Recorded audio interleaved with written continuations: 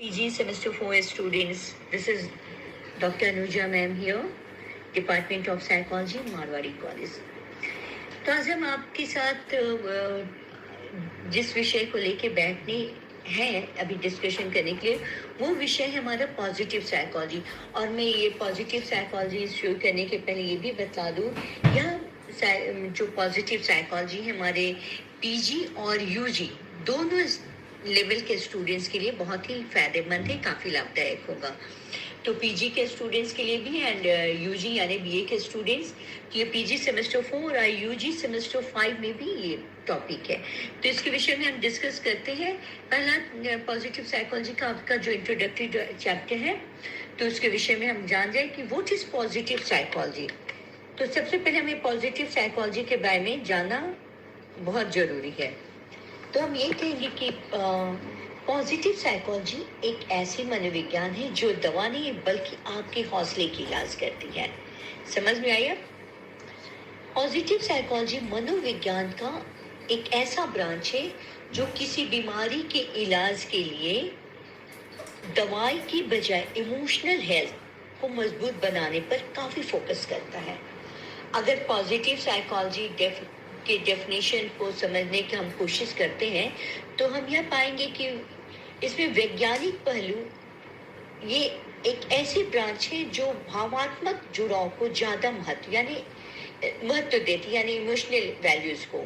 और ये एक ऐसी तकनीक है जो स्ट्रेस मैनेजमेंट के लिए प्रभावी हो, मतलब बेस तैयार करती है, कि एक ऐसा बेस तैयार करती है जिससे आने वाले समय में सबसे बड़ी प्रॉब्लम्स जो होगी वो है हाउ टू मैनेज स्ट्रेस, क्योंकि हम फिजिकल नहीं बल्कि मेंटली वर्कलोड लेने लगे हैं। मेंटल वर्कलोड हमारा ज़्यादा आजकल बढ़ा है, तो ऐसे में इस तरह के स्ट्रेस मैनेजमेंट टेक्निक हमें काफ़ी फायदे दे सकती है। इस साइकोलॉजी ब्रांच में हम कुछ ऐसी खास स्ट्रेस मैनेजमेंट एक्टिविटीज़ के बारे में सीखते हैं जो कि स्ट्रेस कंट्रोल में काफ़ी अहम रोल निभाती है। वैसे तो इंटरनेट पर भी आप पहले से भी स्ट्रेस मैनेजमेंट की इंफॉर्मेशन को लेकर काफ़ी पढ़ चुकी होंगी, लेकिन कुछ अगर नया करना चाहते हैं तो पैथोलॉजी की बजाय खुद को इमोशनल हेल्थ और हैप्पी बनाने पर हम ज़्यादा जोर देने वाली इस तकनीकी को जरूर से आजमाएंगे। और यह टेक्निक 100% सेफ और आपके लाइफ को आगे बढ़ाने में काफ़ी मोटिवेट करती है। अगर आप ध्यान दें, जैसे तकनीकी का अभ्यास करते समय करते हैं, तो आप पाएंगे कि आप तनाव को खुद से दूर रख पाने में काफ़ी हद तक कामयाब हो जाते हैं। मनोवैज्ञानिक तरीके से इस तरह की सोच रखने वाले कुछ ही लोग हैं थे जिन्हें लगता था कि अगर दवा की बजाय किसी व्यक्ति की मेंटल हेल्थ और इमोशनल अटैचमेंट को मजबूत करने पर जोर दें तो परिणाम ज़्यादा अच्छा मिलेगा। What is positive psychology? प्रश्न ये उठता है कि व्हाट इज पॉजिटिव साइकोलॉजी? तो ये मनोविज्ञान के newer and increasingly popular branch है जो कि किसी तरह की पैथोलॉजी की बजाय human happiness and emotional health पर ज़्यादा फोकस करती है। आपने सुना भी होगा कि मनोवैज्ञानिक बीमारी के इलाज के नाम पर दवाई दी जाती है, लेकिन ये बहुत सारा हम साइकोलॉजिकल डिजीज को जो ट्रीट करते हैं तो उस पर कुछ ऐसी दवाइयाँ दी जाती हैं, लेकिन ये इससे अलग है जिसमें किसी व्यक्ति की खुशी और भावनात्मक सुख को लेकर सहयोग किया जाता है। इन ह्यूमन हिस्ट्री अगर इसके विषय में बात करते हैं तो इस तरह के स्ट्रेस मैनेजमेंट टेक्निक किसी व्यक्ति के स्ट्रेंथ, वर्चूज एंड फैक्टर्स को आगे बढ़ाने में काफ़ी हेल्प करती है, जो कि उस व्यक्ति के achieve a sense of fulfilment में तो मदद करती है और साथ ही साथ उसे मोर इफेक्टिवली मैनेज स्ट्रेस के लायक बनाती है, ताकि बिना किसी दवा के वो स्ट्रेस कंट्रोल कर सकते हैं। अपने अंदर जो उसका जो तनाव है उसे किसी भी मेडिसिन की आवश्यकता नहीं पड़े, बल्कि वह खुद से ही इसका अच्छे से तरीके से बिना दवा के उसको कंट्रोल करें। अब इसका हिस्टोरिकल डेवलपमेंट या पर्सपेक्टिव जो है उसके विषय में बात करते हैं। अगर हम बात करें पॉजिटिव साइकोलॉजी मूवमेंट की, तो माना जाता है कि ह्यूमनिस्टिक साइकोलॉजिस्ट जैसे कि अब्राहम मैस्लो इसके काफ़ी फाउंडर माने जाते हैं, इसके जनक माने जाते हैं। और उन्होंने वो एक ऐसे पहले व्यक्ति थे जिन्होंने हेल्दी ह्यूमन डेवलपमेंट पर ज़्यादा फोकस किया, बजाय किसी तरह के पैथोलॉजिकल इलाज के, ट्रीटमेंट के, जो कि आगे चलकर 1998 में ये लोगों ने के सामने एक टेक्निक के रूप में प्रस्तुत हुई या उभरी, जो कि ये अधिकांश तौर पर पहली बार साइकोलॉजिस्ट मार्टिन सेलिग्मैन ने दुनिया को इस तरह की पहली स्ट्रेस मैनेजमेंट टेक्निक से इंट्रोड्यूस करवाया। उन्होंने अमेरिकन साइकोलॉजिकल एसोसिएशन प्रेसिडेंसी में पहली बार इसे लोगों के सामने रखा और जिससे कि मतलब देखा, साथ ही दूसरे लोगों को भी इसके लिए उन्होंने काफ़ी मोटिवेट किया ताकि कि वे भी इसके ग्रोइंग एरिया ऑफ स्टडी में अपना काफ़ी सहयोग दे सके। फिर अब बाद में एक नया विचार बना कि इसे एक तरह की न्यू ब्रांच ऑफ साइकोलॉजी के रूप में लोगों के सामने रखा जाए। जब स्लिगमैन ने अपनी जैसे कि एग्जाम्पल उन्होंने दे दी मैं कि स्लिगमैन ने अपनी जवान बेटी को किस तरह बड़ा किया जाए, इस विषय के बारे में उन्होंने प्लान किया, तो पाया कि उन्होंने दवाई की बजाय नर्चर स्ट्रेंथ और रेजिलियंस एंड इमोशनल हेल्थ पर काफ़ी फोकस करनी चाहिए। आगे चलकर इसने रिसर्च में काफ़ी उनको योगदान दिया और प्राइमरी फोकस में पहली बार दवाई की बजाय इमोशनल हेल्थ को लेकर काम किया गया। तो अब है कि फोकस ऑफ पॉजिटिव साइकोलॉजी, तो सकारात्मक मनोविज्ञान का पहला फोकस होता है हमारी इमोशनल डेवलपमेंट को लेकर।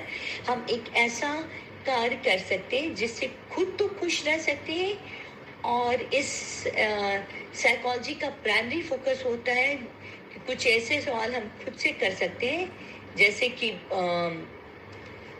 क्या कहें, खुश रहने के लिए मुझे क्या करना चाहिए, फिर पॉजिटिव इमोशंस का मुझ पर क्या हेल्थ इफेक्ट पड़ेगा, ऐसी कौन सी हैबिट एंड एक्शन है जो पर्सनल रेजिलियंस के लिए जिम्मेदार है।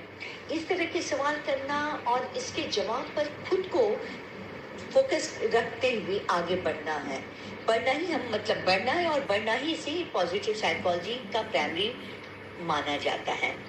जब इस तरह के कदम उठाए गए तो कुछ ऐसी चीजें जानने को मिली जो कि वाकई हैरान कर देने वाली थी। और ये बात तो हम सब जैसा कि अच्छी तरह से जानते हैं कि निगेटिव इमोशंस जैसे कि एंगर, एंजाइटी एंड सैडनेस हमारे हेल्थ पर काफ़ी निगेटिव वेज में इम्पैक्ट डालते हैं। एक उदाहरण के लिए हम क्रॉनिक स्ट्रेस से छुटकारा पाने के लिए स्ट्रेस रेस्पॉन्स जैसे तकनीकी को ट्रिगर करते हैं, लेकिन हमें उससे फ़ायदा मिलने की बजाय more susceptible to cardiovascular disease बना देती है। लेकिन जब पॉजिटिव साइकोलॉजी रिसर्च हुई तो यह पाया गया कि पॉजिटिव इमोशंस हमारे लिए हेल्थ एड का काम करते हैं, जो कि उन फिजिकल रिएक्टिविटी को ना के बराबर कर देते हैं जिसकी वजह से हम स्ट्रेस का शिकार बनते हैं। तो यानी कि जो हमारे अंदर अगर निगेटिव थॉट रहते हैं, कहने का तात्पर्य है कि हमारे अंदर जो निगेटिव थॉट आते हैं किसी चीज़ को लेके बहुत निराशावादी हो जाते, कि एक छोटी सी तकलीफ में हमको लगता है कि हमारी ये बीमारी तो हमको नहीं हो गई, हमको ऐसा तकलीफ क्यों, इस पौन में इस तरह की बीमारी है, ये खराब वाली बीमारी हो। तो अगर हम उस चीज़ से घबरा के ऐसी बातें सोचते रहेंगे जाहिर है तो हमारे अंदर वो निगेटिव उस विषय बीमारी के बारे में काफ़ी खौफ आते रहेंगे और हमारा उसी तरह का वो जितने बीमार हम नहीं रहेंगे उससे ज़्यादा हम बीमार भी हो जाएंगे। तो हमारी सोच, अगर हम इस बीमारी को नेग्लेक्ट करते हैं कि नहीं, नेग्लेक्ट इन द सेंस को अवॉइड करते कि डर है, ठीक है, हल्का डर है, ये ठीक हो जाएगा, उसको अवॉइड करके खुद को इंगेज करते हैं, हमारी पॉजिटिव सोच है कि नहीं ये तो हल्का दर्द वो ऑटोमेटिक ठीक हो जाएगा, हमको दवा ले, तो डेफिनेटली हमारी तबीयत उसके हिसाब से बहुत हद तक ठीक हो सकती है। ये जैसे अब्यूजेस इन स्ट्रेस मैनेजमेंट, रिसर्च में ये काफ़ी हद तक इसके ऊपर काफ़ी एक रिसर्च हुआ है, और रिसर्च में यह साफ हो चुका है कि पॉजिटिव साइकोलॉजी के ऐसे बहुत सारे पॉजिटिव इमोशनल स्टेट्स हैं जो हमारे ऊपर greater emotional resilience, health and fulfilment जैसे इफेक्ट डालते हैं। जैसे फिल शेयर आपको बता कि स्ट्रेस मैनेजमेंट टेक्निक का प्रयोग कैसे कर सकते हैं। अब ग्रेटिट्यूड, हमारा ज़्यादा से ज़्यादा पाने के बारे में सोचना ही दुख का सबसे बड़ा कारण होता है। हमने क्या चाहा था, हमें क्या मिला, ये समझना ही हमको सबसे बड़ी संतुष्टि होती है। अगर हम ज़्यादा से ज़्यादा पाने के बारे में सोच रहे हैं कि हमको अब एक जो अचीव किए नहीं, हमको इससे और ज़्यादा अचीवमेंट हमको करना, हमको इस बार हम फर्स्ट किए ना, हमको क्लास में टॉप किए, हमको देश में नाम रोशन करें, तो हम क्या होते हैं इससे हम जो हमारे अंदर की जो हम किसी चीज़ को पॉजिटिव उसको जब किसी कुछ ज़्यादा चीज़ को अचीव करने में, अपने आप को आगे बढ़ाने में भी हमें स्ट्रेस होने लगता है, और जॉब सेटिस्फैक्शन और कार की संतुष्टि नहीं होती। तो हमने क्या चाहा था और हमें क्या मिला। अगर हम टॉप करना चाहते तो हम सिर्फ क्लास में फर्स्ट हुए, पूरे यूनिवर्सिटी में नहीं टॉप किए, लेकिन तो ये तो अब इसमें हमको संतोष अगर हो जाए कि अरे भाई हम टॉप तो किए, कब से हम कॉलेज में हमने क्लास में यहाँ पे टॉप तो किया, तो सबसे अगर हम किसी चीज़ के कार्य संतुष्टि से संतुष्ट हो जाते हैं तो हमारे इसमें पॉजिटिव जो हमारा इम्पैक्ट होता है हमारे ऊपर स्ट्रेस का, निगेटिव इम्पैक्ट खत्म हो जाता है, पॉजिटिव एस्पेक्ट इम्पैक्ट उसके अंदर आने लगता है। अगर हमारे पास जो है जैसे उससे हम सेटिस्फाइड, कोई चीज़ हमारे पास है तो अगर हम उसी से संतोष करते हैं तो यकीनन हमसे सुखी और कोई नहीं हो सकता। अब हम इसमें लगे रहते हैं, हमें ये सोचना चाहिए कि हमें क्या, मेरे पास आज क्या है, मेरे पास क्या था और आगे क्या होना है। इसके सोच में जो हम व्यक्ति का आम जीवन ऐसे ही गुजरता है कि हम कल बीते हुए पास के बारे में ज़्यादा सोचते हैं, फिर फ्यूचर के बारे में सोचते हैं, वर्तमान को भूल जाते हैं। तो वर्तमान में अगर हम जिएंगे तो हमारा स्ट्रेस लेवल कभी हाई नहीं होगा और हमें काफ़ी आगे बढ़ने के लिए प्रेरित भी करेगा। बल्कि हमको वर्तमान में जीना, जो कि कठिन है, लोग अक्सर पास्ट एंड फ्यूचर के लिए प्लान करते हैं और पास्ट में क्या हो चुका उसको सोचते हैं, लेकिन आप प्रेजेंट जो हो चुका अच्छा था, जो हो रहा है अच्छा है, जो होने वाला है अच्छा होगा, ये हम सोच के चले। वो क्या होगा कैसे होगा नहीं होगा सोचना ही नहीं है, जो होगा अच्छा होगा, जो हो चुका अच्छा था, जो हो रहा है बहुत ही अच्छा है। तो ये सेटिस्फैक्शन अगर हम हमारे पास जो है उससे सेटिस्फाइड है तो ये तो हम सुखी, हमसे बढ़ के कोई खुश नहीं है। जो हमारे पास है उसे लेकर ईश्वर का कृतज्ञ हमें रहना चाहिए। सबसे बड़ा ग्रेटिट्यूड तो यही है। अगर आप खुश रहना चाहते हैं तो इसके लिए ग्रेटिट्यूड प्रमोटिंग एक्टिविटीज जैसे काम कर सकते हैं और उन्हें एक ग्रेटिट्यूड जर्नल में नोट करके खुद को सुखी बना सकते हैं। ऐसा करना न सिर्फ आपको खुश रखता है बल्कि आप किसी चीज़ के लिए मुंह में न पड़कर जो है उसी में खुश रहते हैं और खुद को बहुत सेटिस्फाइड पाएंगे। क्योंकि हम सब एक नेचुरल ऑप्टिमिज्म क्या है, हम सब एक नेचुरल टेंडेंसी, हम सब में एक नेचुरल टेंडेंसी होती है और वो है आशावादी यानी ऑप्टिमिज्म और पेसिमिज्म। यानी ऑप्टिमिज्म और पेसिमिज्म होना, हालांकि ये सिर्फ हमारी क्षमता का सिर्फ एक हिस्सा है, लेकिन अगर हम चाहें तो इससे भी बेटर कर सकते हैं और इसे अपने वर्क में जोड़ तोड़ दे तो लाइफ में आगे चलकर काफ़ी सारे अच्छे बदलाव देखने को मिल सकते हैं। तो आज का हम यहीं पे इसको ख़त्म करते हैं। नेक्स्ट लेक्चर अगले क्लास में आपके साथ।